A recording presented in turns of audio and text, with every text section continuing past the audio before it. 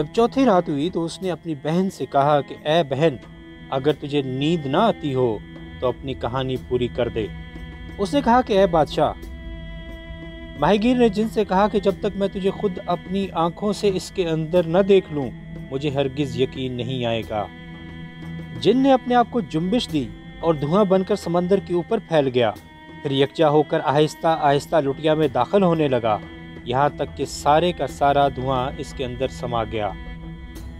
ماہی گیر فوراً آگے بڑھا اور سیسے کی مہر شدہ ڈاٹ لے کر لٹیا کے منہ پر لگا دی اور جن سے پکار کر کہنے لگا کہ مانگ، تو کون سی موت مرنا چاہتا ہے؟ خدا کی قسم میں تجھ کو اس سمندر میں پھینک دوں گا۔ میں یہاں اپنے لیے گھر بناؤں گا اور کسی کو اس جگہ مچھلیاں نہ پکڑنے دوں گا، اور کہوں گا کہ اس میں ایک جن ہے، اور جو کوئی اسے نکالے گا اس سے وہ کہے گا کہ کون سی موت مرنا چاہتا ہے اور کس طرح قتل ہونا چاہتا ہے۔ جب جن نے ماہی گیر کی باتیں سنی اور اپنے آپ کو لٹیا کے اندر پایا اور نکلنا چاہا اور نہ نکل سکا، کیونکہ اس میں اعظم کی مور اسے نکلنے نہ دیتی تھی، اور اسے یقین ہو گیا کہ ماہی گیر نے اسے دھوکے سے بند کیا ہے، تو اس نے کہا کہ اے ماہی گیر، میں تو تیرے ساتھ مذاق کر رہا تھا۔ ماہی گیر نے کہا کہ اے سب سے زیادہ ذلیل، ناپاک اور کمینے جن، تو جھوٹا ہے۔ اب ماہی گیر لٹیا کو لے کر سمندر کی طرف بڑھا تو جن نے کہا کہ ہیں تو یہ کیا کر رہا ہے؟ ماہی گیر نے کہا کہ ہاں۔ وہ خبیث گڑ گڑانے لگا اور خوشامد کرنے لگا، اور اس نے کہا کہ اے ماہی گیر، تو میرے ساتھ کیا کرنا چاہتا ہے؟ اس نے کہا کہ میں تجھے سمندر میں پھینک دوں گا اور اب تو اسی میں رہے گا یہاں تک کہ قیامت آ جائے۔ اب میں تجھ سے ہرگز نہ کہوں گا کہ مجھے زندہ رہنے دے۔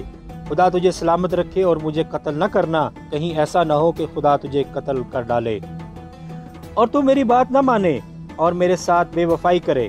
اب خدا نے مجھے تیرے اوپر قابو دیا ہے اور اب میں تیرے ساتھ بے وفائی کرتا ہوں۔ جن نے کہا کہ اگر تو مجھے کھول دے تو میں تیرے ساتھ بھلائی کروں گا۔ ماہی گیر نے کہا کہ تو جھوٹا ہے، اے مردود، میری اور تیری مثال ایسی ہے جیسے یونان بادشاہ کے وزیر اور دوبان حکیم کی۔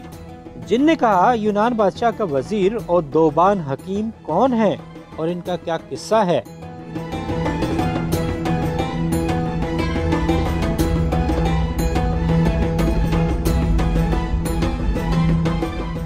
ماہی گیر نے کہا کہ اے جن سن، اگلے زمانے میں فارس اور روم کا ایک بادشاہ تھا جس کا نام یونان تھا۔ اس کے پاس بے حد مال و دولت اور لاؤ لشکر تھا، وہ بڑے دبدبے والا اور اس کے خراج گزاروں کی انتہا نہ تھی۔ اسے کوڑ کی بیماری تھی اور حکیم اور طبیب اس کے علاج سے عاجز آ چکے تھے۔ وہ بہت سی دواؤں، سفوف اور مالشوں کا استعمال کر چکا تھا، لیکن کسی سے فائدہ نہ ہوا اور کوئی طبیب اسے اچھا نہ کر سکا۔ ایک بار یونان بادشاہ کے دارالحکومت میں ایک بڑا اور بوڑھا حکیم آیا، اس کا نام دوبان تھا۔ اس نے یونانی، فارسی، رومی، عربی اور سریانی کتابوں کا مطالعہ کیا ہوا تھا۔ وہ طب اور نجوم اور ان کے اصول و قواعد میں ماہر تھا اور ان کے نفع و نقصان سے بخوبی واقف تھا۔ وہ مفید و مضر نباتات اور جڑی بوٹیوں کی پہچان میں بڑی دسترس رکھتا تھا، فلسفی اور حکمت کے ہر پہلو سے واقف تھا۔ یہ حکیم شہر میں آیا اور اپنے ایک شفا خانہ قائم کیا۔ کچھ دنوں بعد اس نے سنا کہ بادشاہ کو کوڑ کی بیماری ہے اور سارے حکیم اور طبیب اس کے علاج سے عاجز آ چکے ہیں۔ ایک دن صبح اس نے اپنے بہترین کپڑے پہنے اور یونان بادشاہ کے پاس پہنچا اور اس کے سامنے زمین کو بوسہ دیا اور کہا کہ خدا تیری عزت، آبرو اور دولت ہمیشہ قائم رکھے، اور بہترین تقریر اور اپنا تعارف کرایا۔ اس کے بعد اس نے کہا کہ بادشاہ سلامت، مجھے معلوم ہوا ہے کہ آپ کے بدن میں کوئی مرض ہے اور بہت سے حکیم اور طبیب اس کو دور کرنے سے عاجز آ گئے ہیں، اور میں خدا کے فضل سے اور اپنی حکمت سے آپ کو بغیر کسی دوائی اور مالش ٹھیک کر سکتا ہوں۔ جب یونان بادشاہ نے یہ سنا تو اسے تعجب ہوا اور اس نے پوچھا کہ آخر کس طرح تو بغیر دوا کے علاج کرے گا؟ قسم ہے خدا کی، اگر تو میرا مرض دور کر دے تو تو میں تجھے پشت ہا پشت دولت مند بنا دوں گا اور تجھے اپنا ہم پیالہ اور ہم نوالا بناؤں گا۔ پھر بادشاہ نے اسے عمدہ اور قیمتی پوشاک عطا کی اور اسے انعام و اکرام سے سرفراز کیا اور اس سے پوچھا کہ کیا تو مجھے دوا اور مالش کے بغیر اچھا کر دے گا؟ اس نے جواب دیا کہ جی ہاں۔ بادشاہ کو اور تعجب ہوا اور اس نے حکیم سے کہا کہ اے حکیم، جو علاج تو کرنا چاہتا ہے وہ کس روز اور کس وقت ہوگا؟ ذرا جلدی کر۔ اس نے کہا کہ بادشاہ سلامت، آپ کا علاج کل ہی ہو جائے گا۔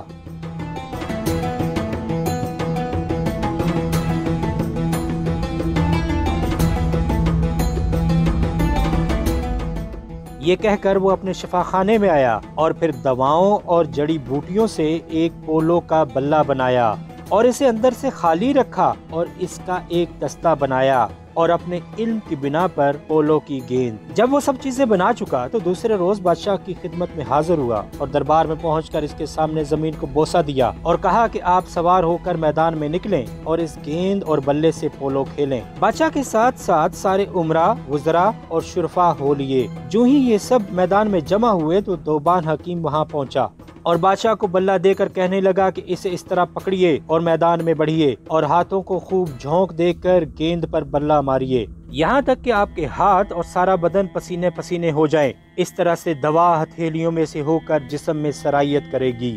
جب آپ کھیل چکیں اور کھیل کھیل کر خوب تھک جائیں تو اپنے محل میں جائیں اور حمام میں جا کر نہائیں اور سو جائیں، بس اس طرح سے آپ اچھے ہو جائیں گے۔ یہ سن کر یونان بادشاہ نے حکیم کے ہاتھ سے بلہ لے لیا اور اسے اپنے ہاتھوں میں خوب زور سے پکڑا اور گھوڑے پر سوار ہو کر گیند کو اپنے آگے پھینکا اور اس کے پیچھے دوڑا اور پاس پہنچ کر اسے زور سے مارا۔ اس طرح وہ گیند کو مارتا اور اس کے پیچھے دوڑتا اور پھر مارتا جاتا تھا، یہاں تک کہ دونوں ہتھیلیاں اور سارا بدن پسینے پسینے ہو گیا اور دوا دستے میں سے ہو کر سرائیت کر گئی۔ جب دوبان حکیم کو یقین آ گیا کہ دوا سارے بدن میں سرائیت کر چکی ہے تو اس نے کہا کہ اب آپ محل میں تشریف لے جائیے اور فوراً حمام کیجیے۔ یونان بادشاہ فوراً واپس گیا اور حمام میں داخل ہو کر دل کھول کر نہایا اور وہاں سے نکلا اور اپنے محل میں آیا اور سو گیا۔ یہ تو بادشاہ کا حال ہوا، اور اب دوبان حکیم کا ماجرا سن۔ وہ اپنے گھر آیا اور سو گیا۔ جب صبح ہوئی تو وہ بادشاہ کے یہاں گیا اور اندر آنے کی اجازت مانگی۔ بادشاہ نے اسے اندر بلا لیا۔ وہ اندر آیا اور بادشاہ کے سامنے زمین کو بوسہ دیا اور اس کے لیے تشبیہ یہ اشعار گا کر پڑھے۔ تیرا چہرہ ایسا ہے کہ بھیانک سے بھیانک چیز کو دور کر دیتا ہے۔ خدا کرے کہ تیرا چہرہ ہمیشہ 14ویں کے رات کے چاند کی طرح چمکتا رہے، خواہ زمانے کا چہرہ کتنا ہی غضبناک کیوں نہ ہو۔ تو نے اپنے فضل و کرم سے مجھ پر یہ احسان کیے ہیں جو بادل پہاڑیوں کے ساتھ کرتے ہیں۔ تو نے اپنا مال نیکی کرنے میں اس قدر خرچ کیا ہے کہ بالآخر تو بلندی کے اعلیٰ زینے پر پہنچ گیا ہے۔ جب وہ یہ اشعار پڑھ چکا تو بادشاہ اٹھ کھڑا ہوا اور اسے اپنے سینے سے لگا لیا اور اپنے پہلو میں بیٹھنے کو جگہ دی اور اسے عمدہ اور قیمتی پوشاک عطا کیے۔ دراصل جب بادشاہ حمام سے نکلا تھا اور اپنے بدن پر نظر ڈالی تھی تو کوڑ کا کوئی اثر باقی نہ تھا، بلکہ اس کا جسم سفید چاندی کی طرح صاف ہو گیا تھا۔ بادشاہ اس پر خوشی کے مارے پھولا نہ سمایا اور اس کے دل کو بڑی خوشی ہوئی۔ اس سے اگلے روز بھی جب صبح ہوئی اور وہ دربار میں آیا اور تخت پر بیٹھا اور وزیر اور ملک کے شرفا ادھر ادھر کھڑے ہوئے اور پھر دوبان حکیم بادشاہ سے اجازت لے کر دربار میں داخل ہوا۔ جب بادشاہ نے اسے دیکھا تو فوراً اٹھ کھڑا ہوا اور اسے اپنے پہلو میں بٹھایا اور عمدہ کھانے لائے گئے اور اسے اپنے ساتھ کھلایا اور دن بھر اسے اپنی ہمراہی میں رکھا۔ جب رات ہونے کو آئی تو اس نے دوبان حکیم کو 2000 دینار دیے اور بہت سے عمدہ اور قیمتی پوشاک عطا کیے۔ اس کے علاوہ اور بھی بہت انعام و اکرام کیا اور اس کو اپنا خاص گھوڑا سواری کے لیے دیا۔ پھر وہ اپنے گھر چلا گیا۔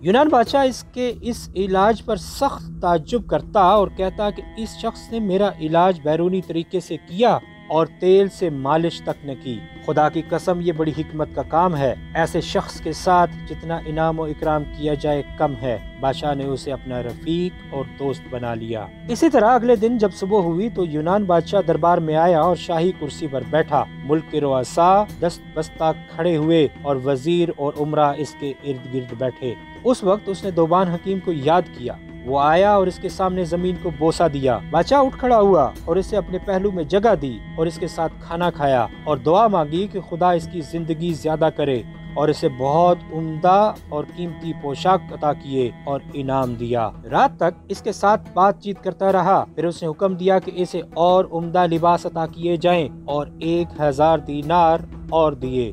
حکیم بادشاہ کا شکریہ ادا کرتا ہوا گھر واپس چلا گیا۔ راوی کہتا ہے کہ بادشاہ کا ایک وزیر تھا جو نہایت بدصورت، کمینہ، کنجوس اور حاسد تھا۔ حسد کرنے میں اسے بڑا مزہ آتا تھا۔ جب اس نے دیکھا کہ بادشاہ نے دوبان حکیم کو اپنا مقرب بنا لیا ہے اور اسے اس قدر انعام دیے ہیں تو اس کے دل میں حسد کی آگ بھڑکنے لگی اور وہ اسے نقصان پہنچانے کے لیے ہاتھ دھو کر اس کے پیچھے پڑ گیا۔ الغرض وزیر یونان بادشاہ کے پاس آیا اور اس کے آگے زمین کو بوسہ دیا اور کہنے لگا کہ جہاں پناہ، میں نے آپ ہی کی نیکیوں کے اندر پرورش پائی ہے اور میں آپ کو ایک نصیحت کرنا چاہتا ہوں۔ اگر میں اسے اپنے دل میں چھپائے رکھوں تو حرام زادہ ہوں، اگر آپ اجازت دیں تو کہوں۔ بادشاہ کو یہ سن کر بڑی پریشانی ہوئی اور وہ کہنے لگا کہ آخر وہ کون سی نصیحت ہے۔ وزیر نے کہا کہ اے جلیل القدر بادشاہ، بزرگوں کا قول ہے کہ جو کوئی انجام کو نہیں سوچتا زمانہ اس کا ساتھ نہیں دیتا۔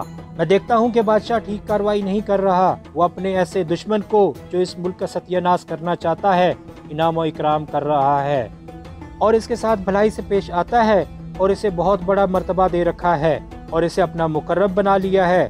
مجھے ڈر ہے کہ کہیں وہ بادشاہ کو نقصان نہ پہنچا دے۔ بادشاہ بہت گھبرایا اور اس کے چہرے کا رنگ اڑ گیا۔ اس نے پوچھا کہ تیرا گمان کس طرف ہے اور تو کس کی طرف اشارہ کر رہا ہے؟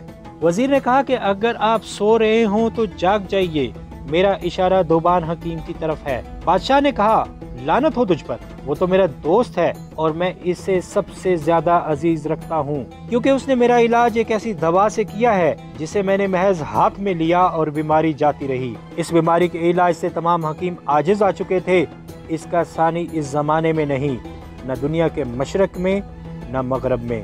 اس کے متعلق تو ایسی بات کرتا ہے، میں آج ہی سے اس کا روزینہ اور تنخواہ مقرر کیے دیتا ہوں۔